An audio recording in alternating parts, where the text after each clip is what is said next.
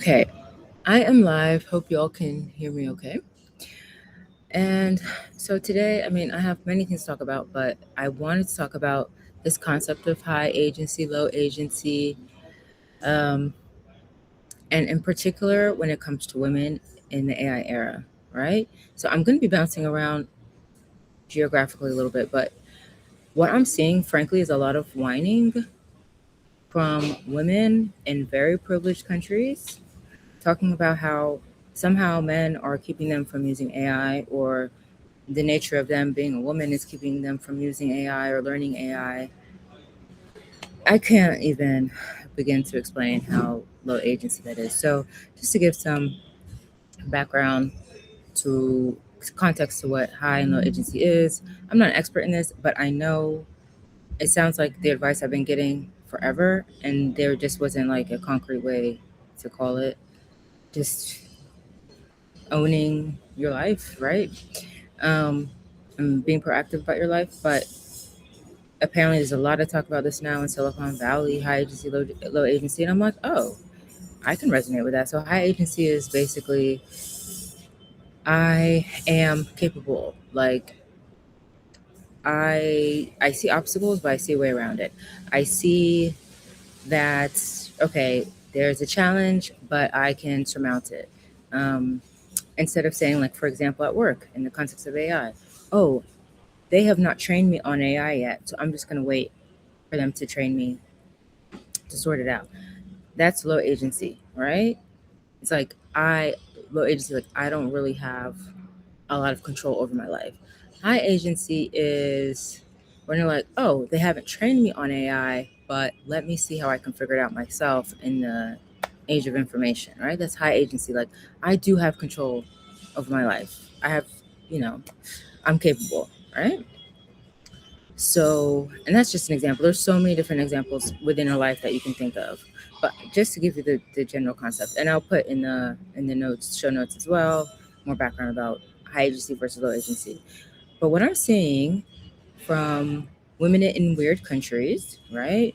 The wealthy, educated, industrialized, rich, democratic, or developed countries is a lot of whining. It's like just another wave of something for a feminist to complain about.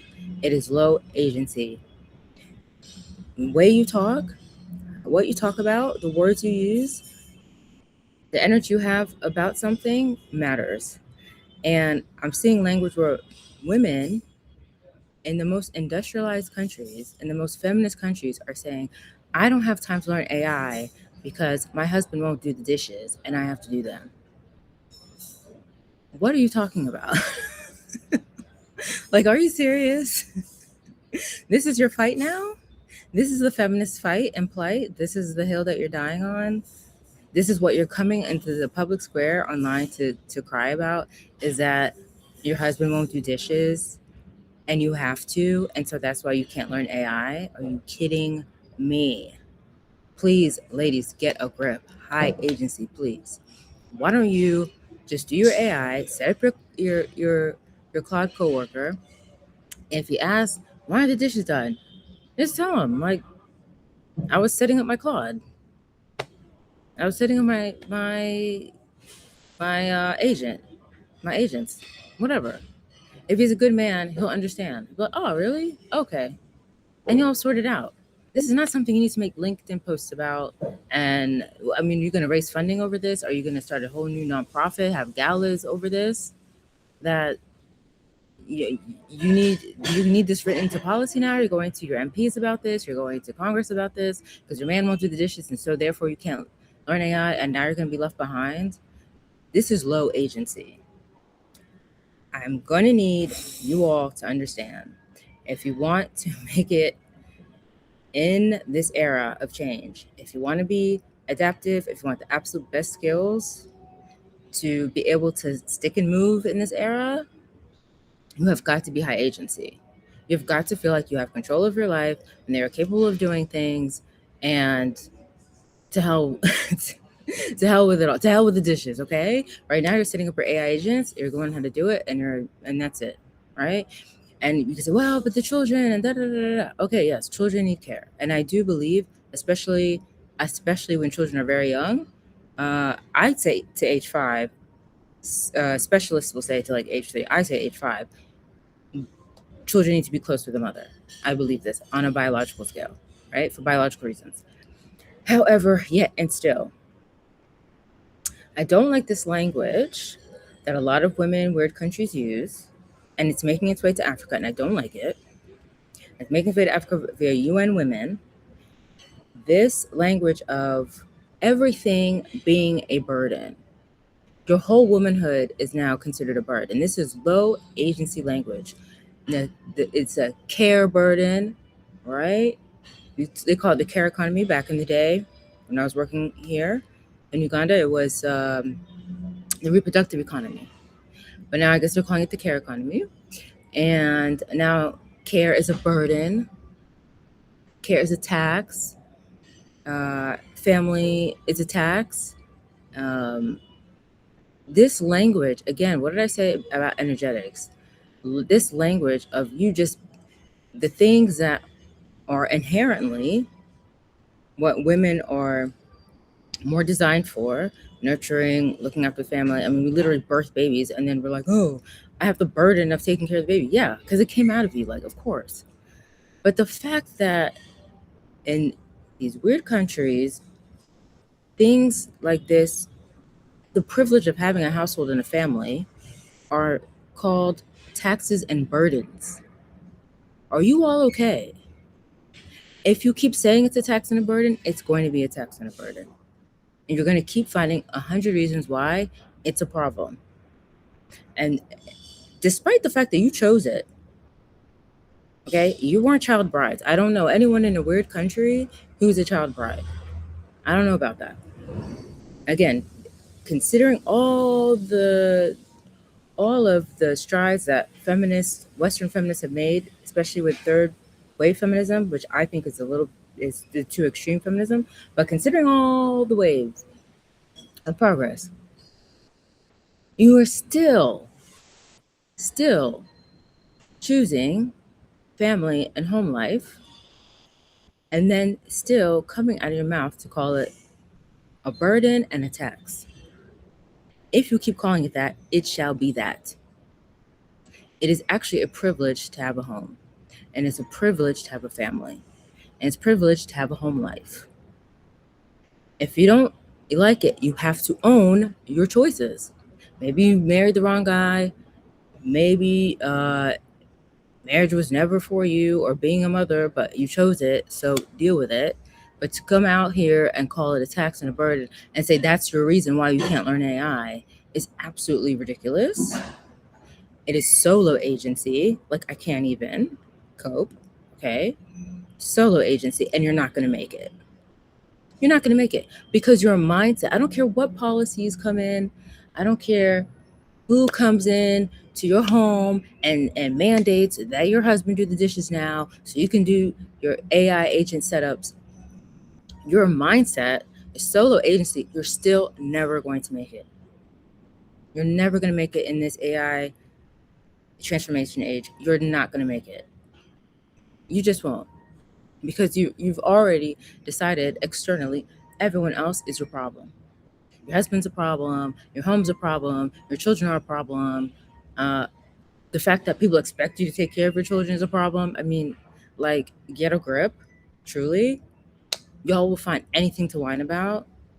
I'm so sorry. You're not going to make it in the AI age. You're too low agency. You got to get high agency. If you don't see your home, your family, your marriage, your children as a blessing, as a privilege, it will never be one then. If you keep talking about it like a tax and a bird, using those words, then it will show up as that in your heart. It will show up as that. It's all with your mindset, your thinking. That's what matters. And what I'm worried about is I'm seeing that via international donors, multilaterals, particularly the United Nations, women, their agency, this language is starting to make its way to East Africa. What? I'm starting to read in newspapers things about the care burden and the care tax. What? Since when has that ever been an issue in a society?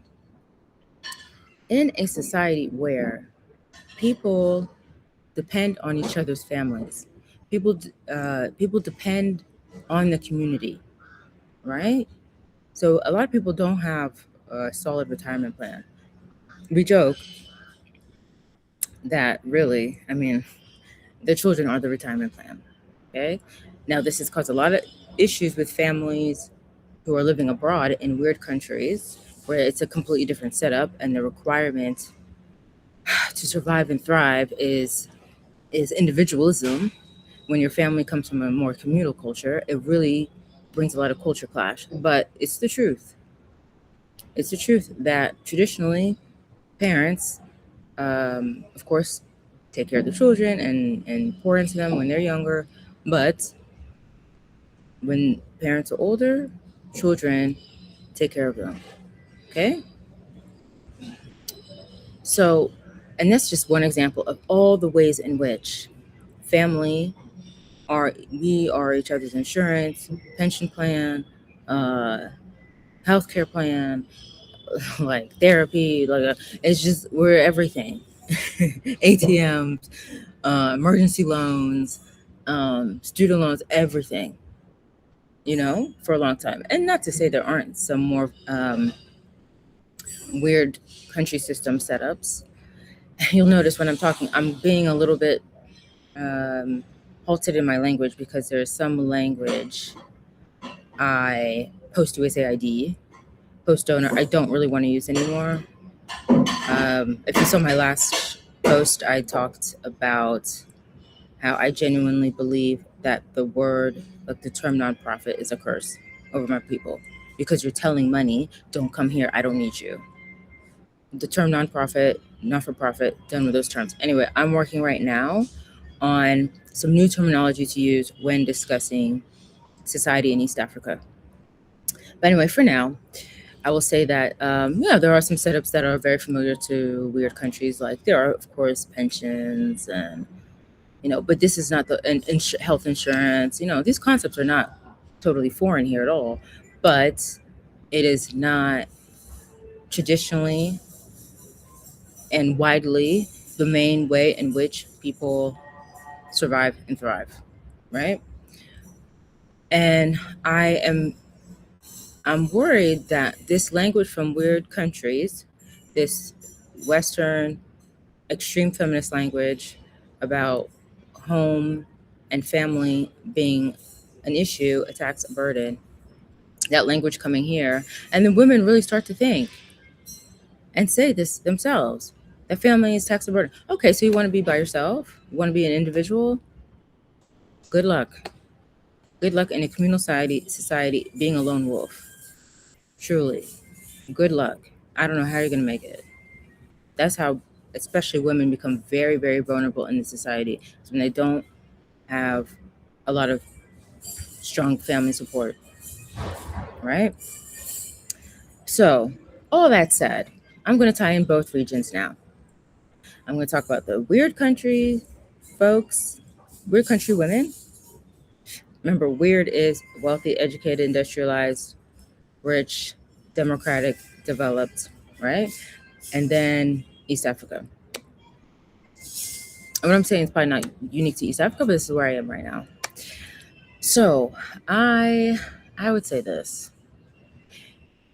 Either way, whether you like it or not, whether you're in Europe, US, Canada, whether you are in Kenya, Uganda, Tanzania, Rwanda, AI is making it so that women are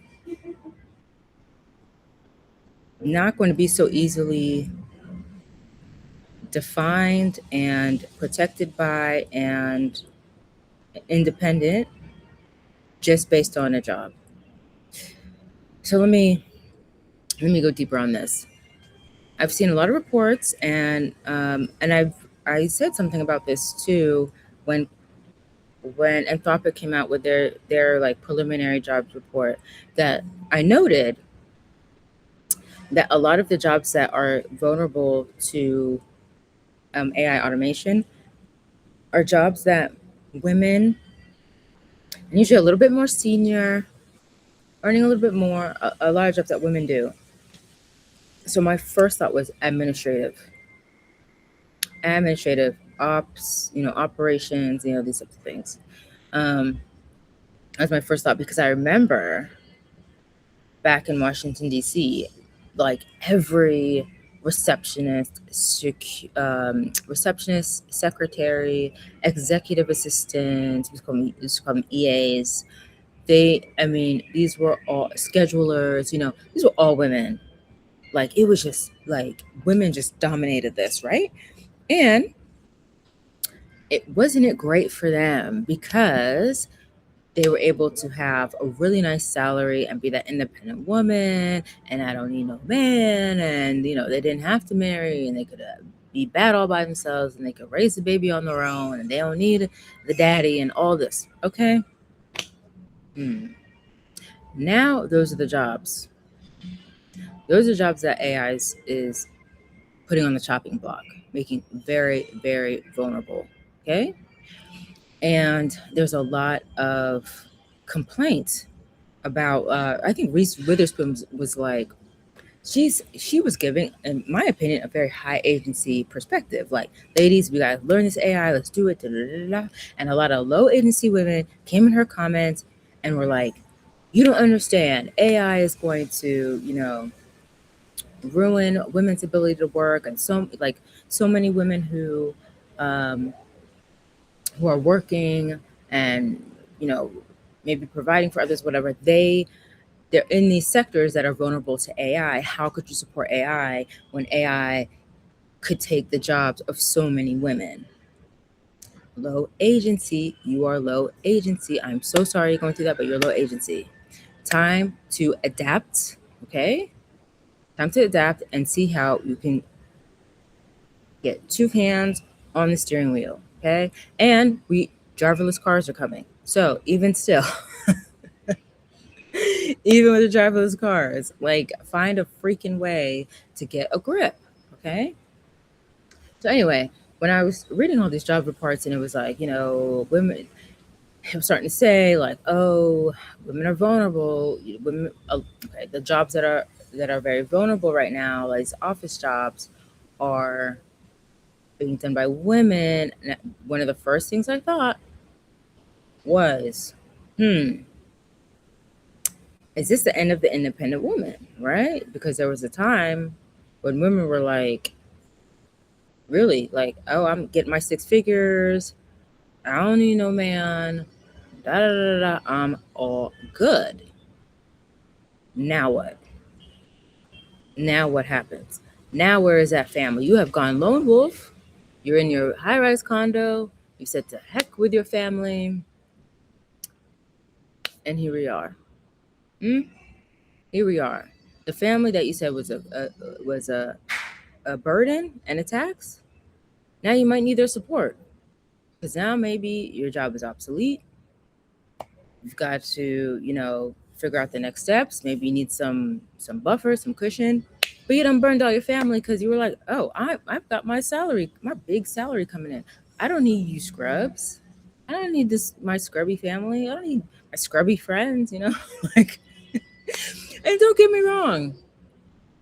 Some family is toxic. Some family are super entitled. Some family, like, you do have to, create some distance, love them from afar to be able to get to where you need to go. I understand that. That is like a real thing in the weird countries and in East Africa. It's a real thing.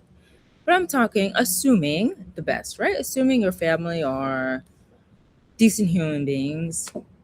Um, but now you've decided you don't need them. You don't need to invest in them. You don't need to look after them. You don't need to give a hoot nanny about them, spend time with them. You don't have to do your solo trip, then be there for their raggedy Thanksgiving or Christmas. I mean, you need the family. Okay. If there's one thing I see in East Africa, you need the family. You do. All right, you got to invest in your family. It's not a burden. It's not a tax. It's an investment. It's an investment, and it could be some small thing. And sometimes it's not money. It's just time, spending time with people, listening to them, giving advice, etc. Giving guidance. But if you've decided, well, I've got my what you thought was a non-automable job, what you thought was, you thought like you could depend on corporate life forever or the government forever, and now AI is telling you no, that's not going to be the case. Well,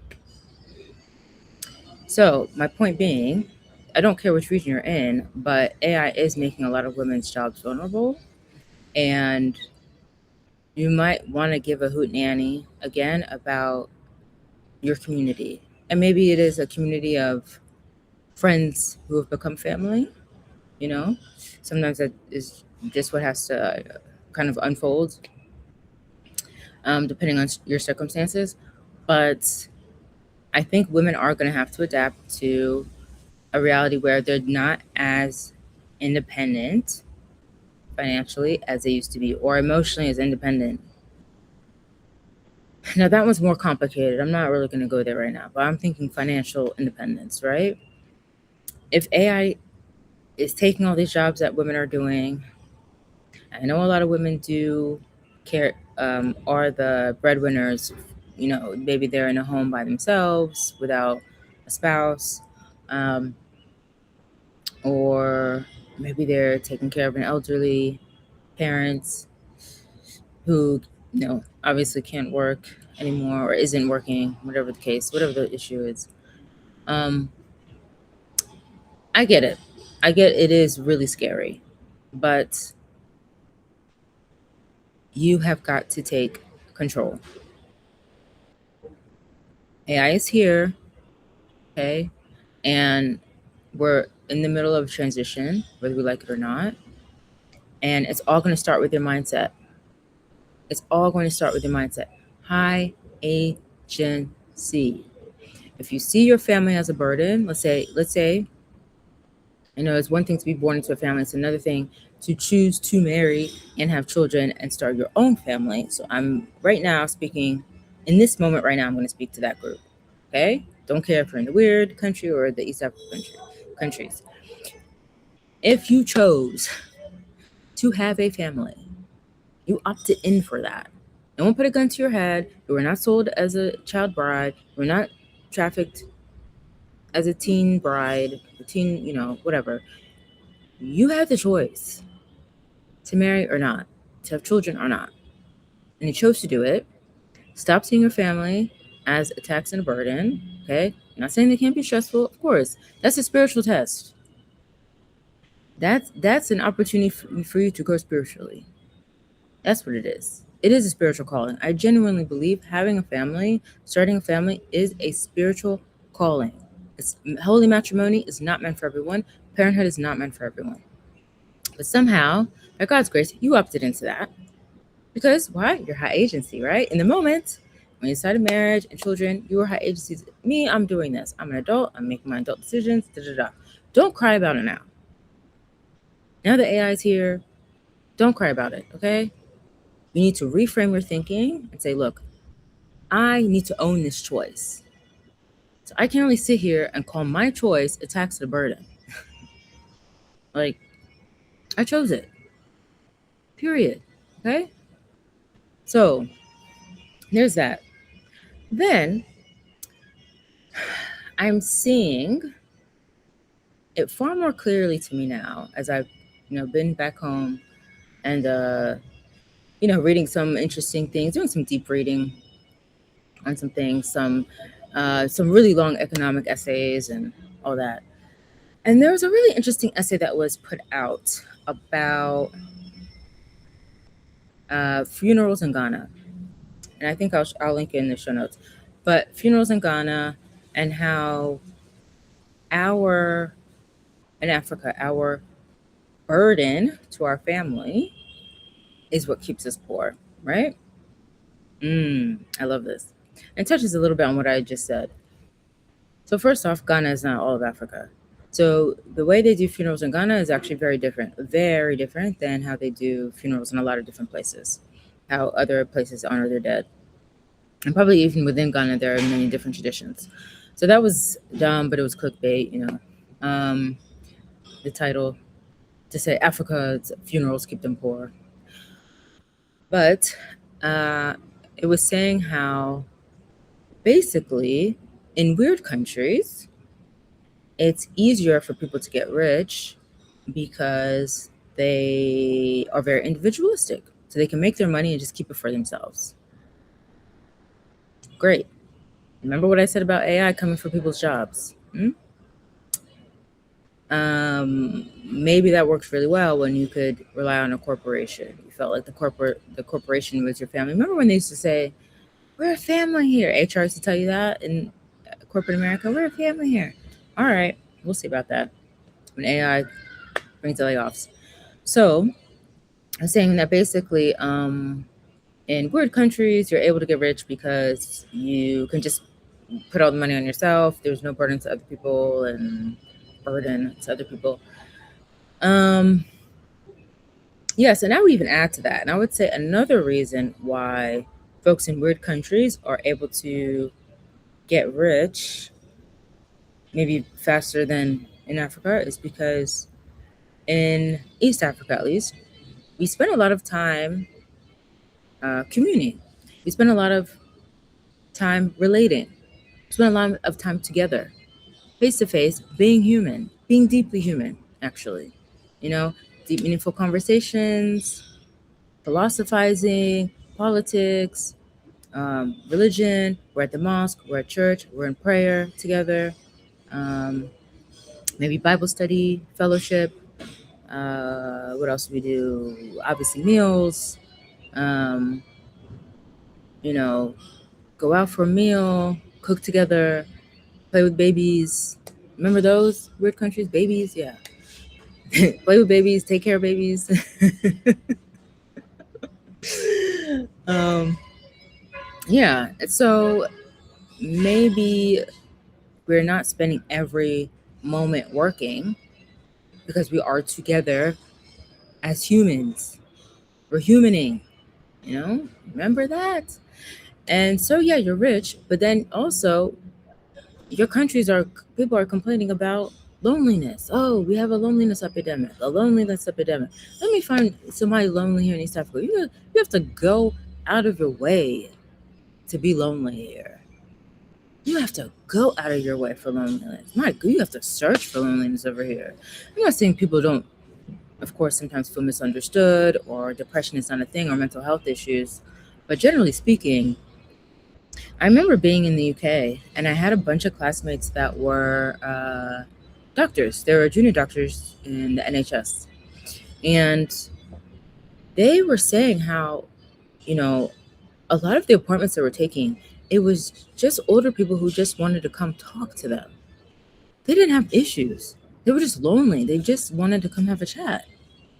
That's it. And I would even see it in London, like at the grocery stores, like older people would literally just hold up the lady at the register just to talk. And just to talk. Loneliness is real there. And they would avoid the automatic tills just to go talk to the human. Okay? There's no problem with that in East Africa. Even if you live out in the village, I swear, what my grandfather used to do, may he rest in peace, he would go and check out on everybody. He would like wake up, go down the hill, go check on everyone. What's up? What's going on? You good? And we have this, I don't know if people even really say it anymore, but growing up, we had this Swahili greeting called like Hodi, and then Karibu. Karibu is like, come near. So you come to someone's door, Hodi. Like, can I come in? Like, are you there? Are you decent? Or like what? And then say Karibu, like, come near. Right? So basically that's what he was doing. Like going around, what's up? Hodi. Are you fine? So, and that was like, in more rural, remote areas. And I'm convinced now, if anyone chooses to live out there, I mean, if anyone is living out there, like super rural, think they want to be left alone. Okay? Like, leave them. But my point being, loneliness, is it really a coincidence given how you'll talk about family being a burden and a tax? Is it a coincidence that so many people are lonely? That so many people shun family, the idea of having a family, or being part of one? Of course, you're lonely. Of course.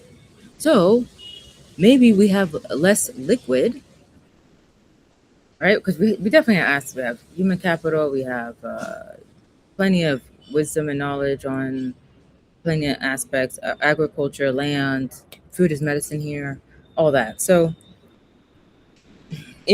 I'm even working on redefining what do you mean by wealthy in an era, in the artificial intelligence era.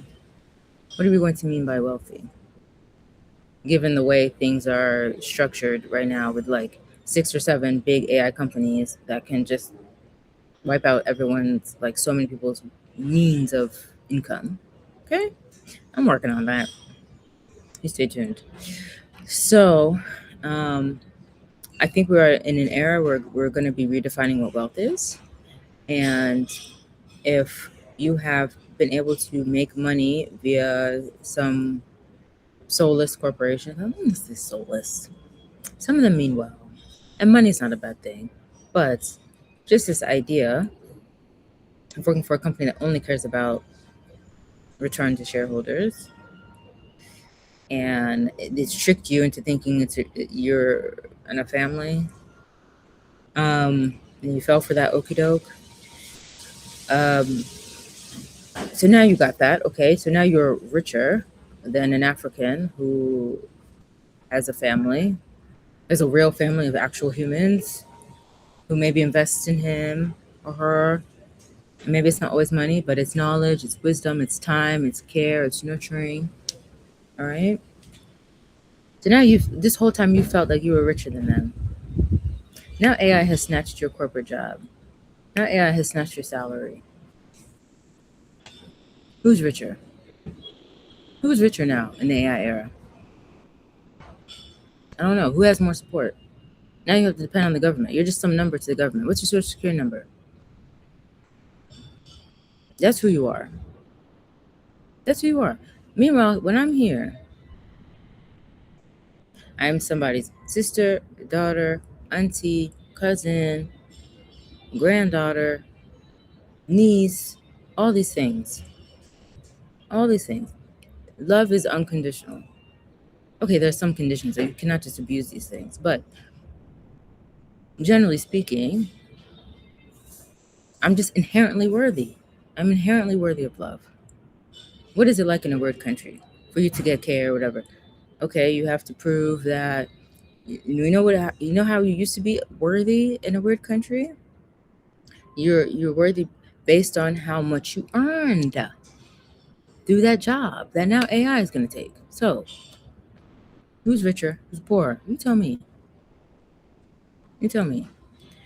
So, yes, in a weird country, you might be richer because you can just focus on yourself and you can spend all your free time just working. But now you get to, I don't know what age, and you look around and there's no one there except the lady at the till or your GP at the clinic. That's all you have to talk to. Okay? But now these are the older generations. They're done with work. Now what's going to happen to the younger generation who's being told, AI is going to come for your job. Sorry, there's no career ladder for you. The AAAs are done. Associate role, analyst role, admin role, the entry level, up the career ladder, that's done. The corporate ladder has been cut, chopped, it's sawdust now. The career ladder is sawdust. Okay? That's what it's telling you. Meanwhile, you've gotten this message for a long time and still continuing to get it from third wave Western feminists that the family is a burden and a tax. So what are you going to do? You don't have work in the sense that we know it, the corporate 6-figure salary to lean in and say, okay, that's my family, that's my provision, that's my protection. You don't have that anymore because of AI. And then now everyone is convinced and bamboozled you that family is a burden and a tax. Okay. So now what? Now what? I really want people to reflect on this, you know? So beyond that, lots more in my mind. I really want to get some writing done on changing the language that is used here to talk about society, to talk about wealth, um, to talk about vocations and livelihoods and family and women and values. I'm really not happy with the language that has now made it into sort of the sociology circles, formerly known as development circles, right? That language is coming from the UN women. I don't like it at all, whatsoever. It is a problem, especially in the AI era. People are going to need their families more.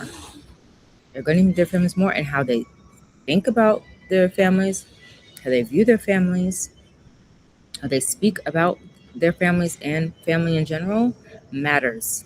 Words matter.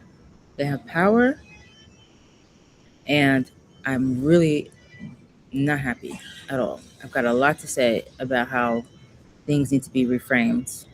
And I'm really disappointed that even though USAID has left Uganda, there's still a long way to go in sort of reclaiming what it is, what could only make Uganda more powerful.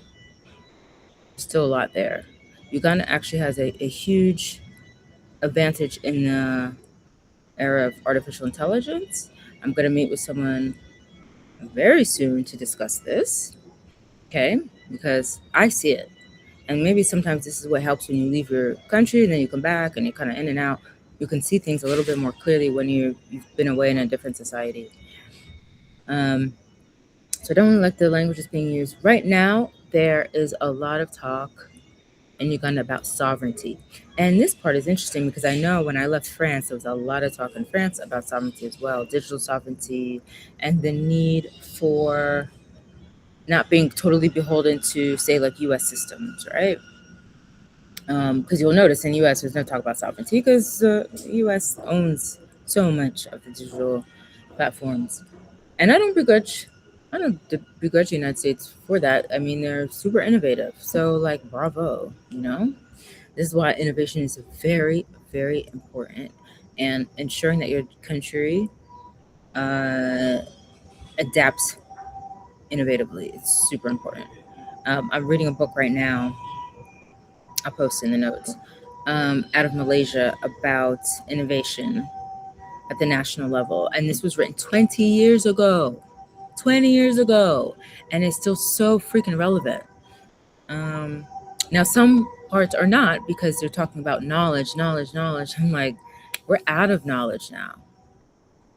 Like, what I mean out of knowledge, I mean, it's so accessible to everyone now. There's no moat around knowledge because of artificial intelligence. It's democratized it, which is wonderful. But what is replacing it then? It's taste, apparently. According to Silicon Valley, it's taste. Taste has replaced knowledge now.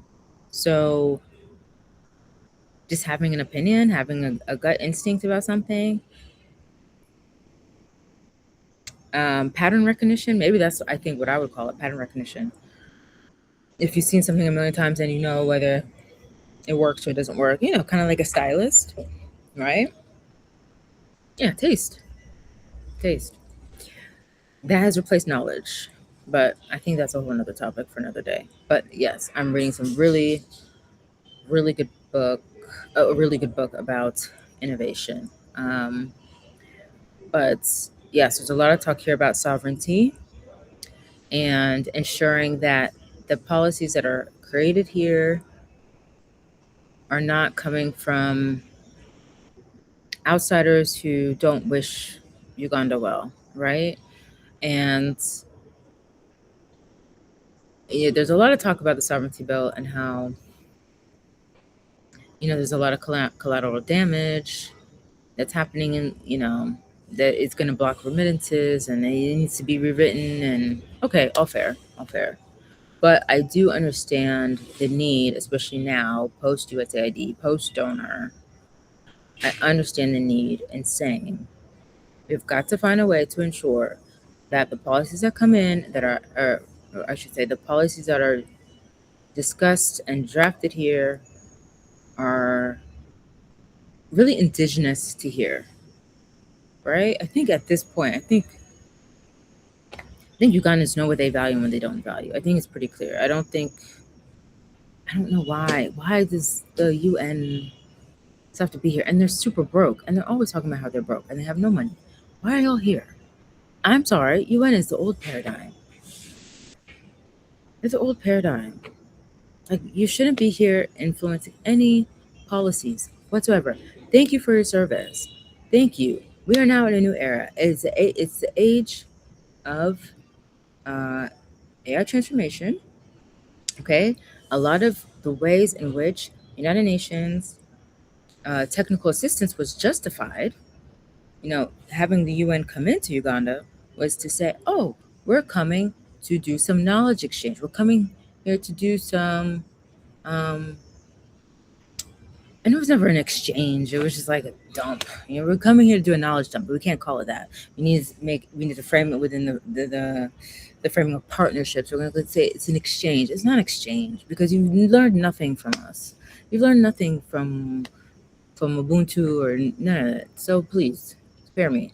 It was the knowledge dump and knowledge management and all this, right?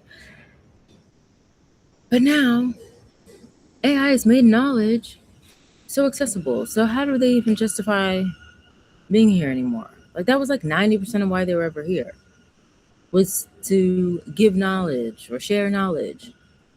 So now that we can get the knowledge, why are you here? I don't know. I mean, I understand the people who are indigenous here and are at the UN. I get how that happened. I get it. And now they probably have the golden handcuffs. They got a lot of financial obligations. They can't let that roll go, especially if it's a permanent role, which is very rare these days. Because again, they're broke. They don't have any money, so they do a lot of contracting, and UNESCO's full of volunteers and all that. But my point being that I understand the sovereignty bill insofar as there are some things that just are not fit for purpose anymore in the age of AI transformation. You don't need the last thing East Africa needs. I'll speak for Uganda. Is anyone coming and saying that the same entity that a lot of people have really kind of put their identity into, because people are not here putting their identity so much in like, oh, I'm a Googler, like into their corporate identity. No, like, no. It's the economy here has been in a way where people have always had multiple ways to make money, right? Multiple streams of income. If they were fortunate enough, this was always the case. It was rarely that you have one job and you stick with the one job and like that's it. If you can even get the job. But people's identities were or are still more rooted in where they are in their family or their family and their friends or community. Like I said earlier, like when I'm here, sister, daughter, all these things, auntie, all these roles that I find to be a blessing, truly, right? Only if you're a low agency do you see it as a burden. I had to put that dig in there. But I don't want outside people coming in this era and telling people that something that they've always found identity in, something that has always been a source of support. Again, assuming your family's high functioning, always been a source of support, is now somehow an issue. Now it's a burden, now it's a tax. No. You invest in your family, and then if God is good, they will invest back in you in some way. They'll look out for you just as you looked out for them. That's how it goes, right? Some reciprocity. So I don't like any outside policy influence coming in and diminishing, minimizing the role of family, the importance of it, making it sound like it's a problem in an era when AI is ensuring that a lot of people are going to need their families. Okay? I don't like that. And it's funny to me that in weird countries, a lot of the AI ethical, a lot of the AI ethics work, where they're looking at, how are people going to retain or maintain their humanity in the age of AI. There is a lot of talk about what happens when, people have put so much of their identity into work and now this work has disappeared. What happens to them, right? How do they become human again? How do we become human again? Da, da, da. Uganda has already figured that out. Okay? If anything, I'm going to have to start hosting it's going to be some type of reverse development, some type of reverse humanitarian work where all the weird country people, yeah, you come to Uganda, Kenya, Rwanda, Tanzania, you come here. You come to the Great Lakes region of East Africa and you come and see how to be human. You come and see how to be in a family. No, we don't spend 80 hours working because we spend a lot of time with each other, trying to help each other, trying to speak with each other. Hey, laughing together. Remember that joy? Huh? Remember joy? Yeah, laughing, having a kiki, right? But also planning and strategizing and trying to ensure that everyone in the family gets from A to B and is able to achieve their goals. All these things, telling stories about our ancestors, and these things matter. These are human things. Some of y'all are gonna have to come from all the former donor countries, right? All the multilateral bilaterals. You're gonna have to come here in the age of artificial intelligence. You're gonna have to come here and learn how to be human. Okay? Because the way success and progress has been judged pre-AI era has been totally on how much money can you make, right? Remember, I'm not anti-money. Ethical, halal, kingdom-minded money is fabulous. It is a wonderful tool to realize your dreams and be safe and protected and comfortable and all those things. Money is good if it's coming from a good place, right? If it's coming from a good place and destination good place, money is good, okay?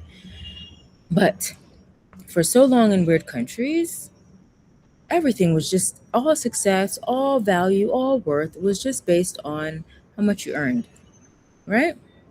This is what made it very easy for people to look down on East Africans. So like, well, we have this and you don't have that. Well, now I think it's becoming very clear that people here have a lot of things that might be of value in the AI era, right? Okay. I mean, there's a lot of angst in weird countries about, oh, there's going to be a catastrophe. It's going to be catastrophic. No jobs. Who's going to buy this? Da, da, da. Yeah, we're going to have to do universal basic income. Who's going to feed us? You see what's happening in Cuba.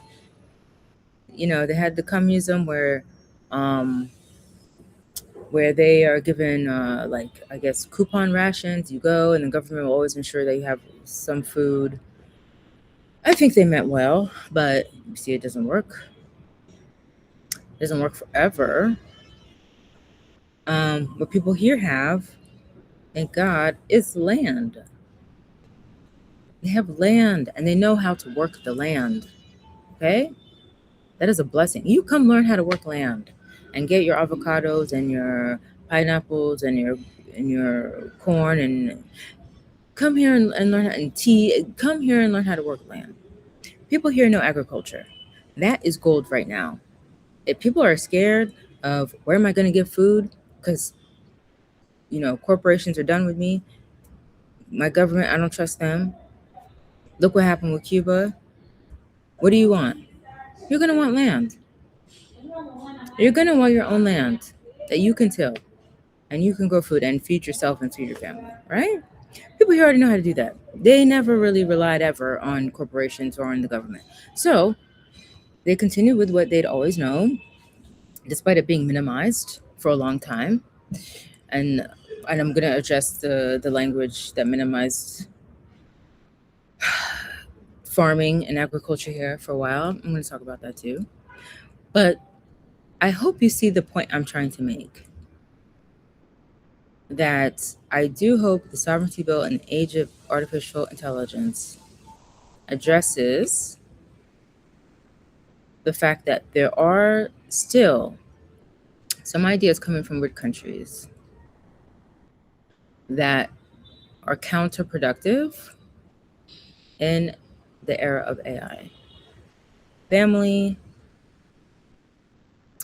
farming, entrepreneurship, scrappiness, not having your identity solely tied to one corporation. These are things Uganda's already mastered. And weird countries, hey, maybe we'll come host you and teach you how to do it. Like the knowledge exchange that used to be before, and in the old paradigm, right? When y'all would come and teach us how to be, you know, just like you. Okay, cool. Thank you for your service. Now you come back down here, or we send Africans up, and we'll teach you how to be human. Okay, and uh, feed yourself independently of the government and of a corporation. Um,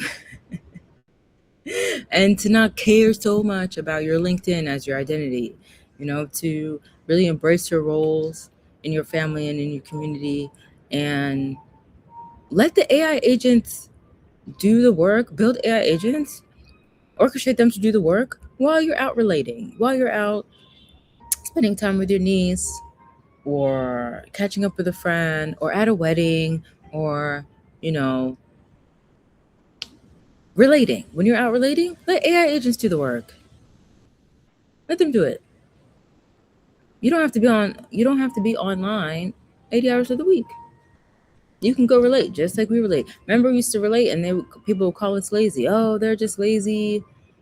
There's lazy Africans. They're just all talking and they're sleeping or whatever. Whatever. Okay? Am I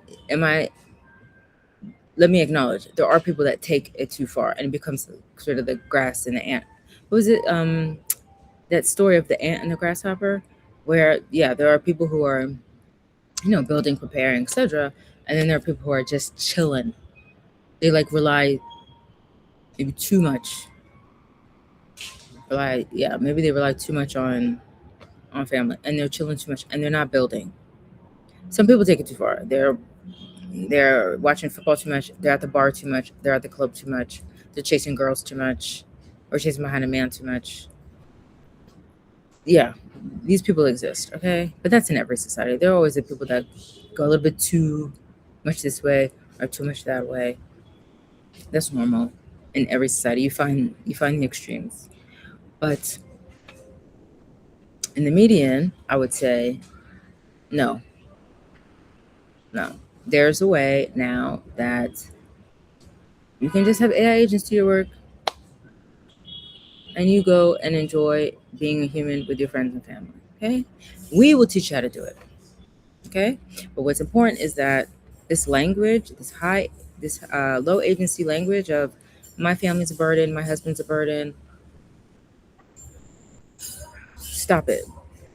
Stop it. And I am loath to see it get here in this region, because it's really one of our biggest assets. It's one of our biggest protections against any of the adverse effects of artificial intelligence, is our families and our communities and how much we value them. So for me, never want to hear care burden, care tax ever spoken about East African women in this region. Weird ladies in weird countries, you want to whine and complain about the decisions you made? That's low agency, super low agency. And that attitude, you're never going to make it in this era. You're just not. This era is all about adapting, all about being high agency, all about um, really learning to value community and being able to support one another. So that's it for me. Thank you for tuning in. I've got a lot that I want to put in the show notes. I've got so much to say all the time. I mean, there's just so much going on. I feel like this is literally just like 1% of my brain right now. 1% of my thoughts. Just 1%. But yeah, I'm gonna try and put out more thoughts and more thinking here. Yeah, a lot going on in this region. Completely different concerns and reality here relating to AI than in Europe and in the US for sure. I didn't say better or worse, just different. But like I said, I'm sorry, I think Uganda has an AI advantage, and I can't wait to share more with you about it. Bye.